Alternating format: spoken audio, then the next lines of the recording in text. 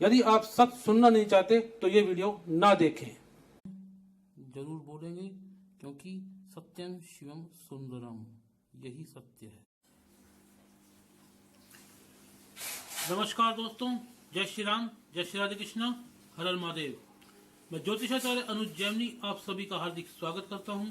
सनातन धर्म रहस्य में यूट्यूब चैनल पर आपका स्वागत है। मित्रों, आज मैं एक नया विषय लेकर के आया हूं। आज हम बात करेंगे भगवान श्री कृष्ण के 16,108 पत्नियों के रहस्य पर।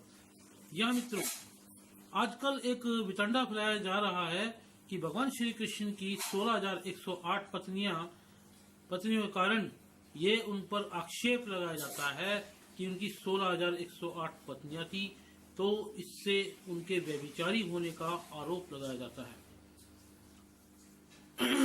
तो आज हम इसी पर समीक्षा करेंगे कि क्या भगवान श्री कृष्ण के 16,108 पत्नियों के होने के कारण क्या इसमें तनिक भी सच्चाई है कि वो व्यभिचारी थे। मित्रों, भगवान श्री कृष्ण परब्रह्म थे, भगवान विष्णु के अवतार थे, परब्रह्म श्री कृष्ण थे, तो इस कारण से वो सर्वव्यापक हैं, सब में व्यापक हैं। तो एक मोहतरमा ने क्या गजब की बात कही कि पति होने का अर्थ होता है जो सभी का स्वामी है, सभी में वास करते हैं, इसीलिए वो पति हैं। जैसे कोई महिला राष्ट्रपति बन जाए तो वो राष्ट्रपत्नी नहीं कहेंगे। मित्रों, ये कुतर्क है पूरी तरीके से। उन मोहतरमा को एक ज्ञात ही नहीं है इतिहास का, ना ही उन्होंने महाभारत पढ़ी थी और ना ही उन्होंने श्रीमद् भागवतम का अध्ययन किया है और ना ही उन्होंने गर्ग संहिता का अध्ययन किया है।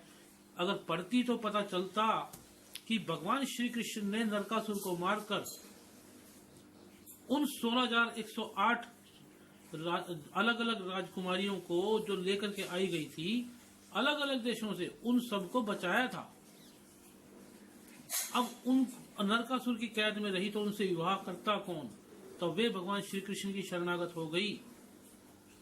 तो इसीलिए उन्होंने भगवान श्री कृष्ण से अनुनय विनय की, तो भगवान ने कहा जिसका कोई नहीं उसका मैं हूं, मैं ही तुम्हें वर्ण करता हूं। तो भगवान श्री कृष्ण ने उनको पत्नी रूप में स्वीकार किया।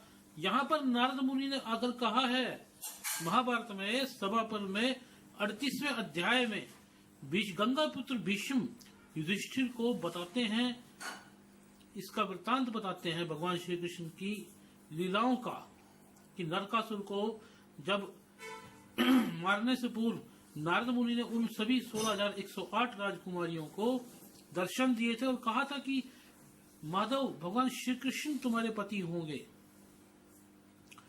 भगवान श्री कृष्ण उनको लेकर गए हैं और उनको 38वें अध्याय में ही आगे वर्णन आया है।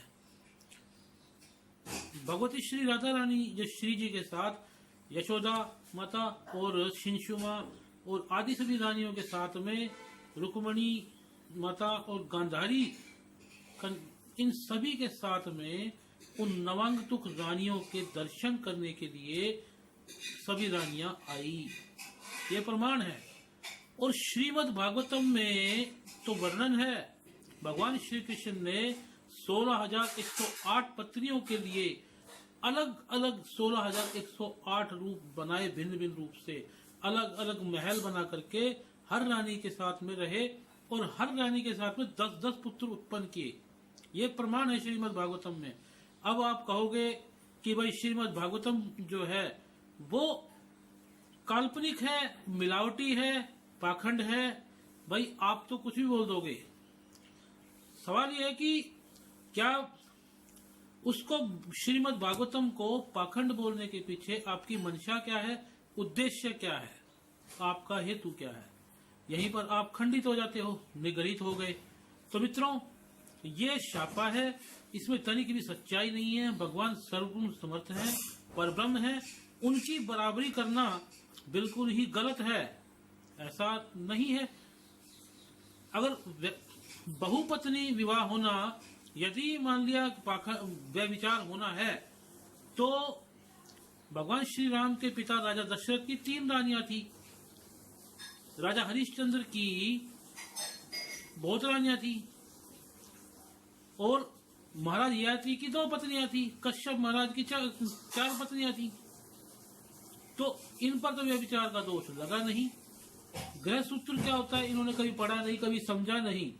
पहले क्या था, सृष्टि को बढ़ाने के लिए, दूसरा राजा लोग मित्र मैत्री संबंध स्थापित करने के लिए बहुविवाह करते थे। महाराज पांडु ने 2 शादियां की थी।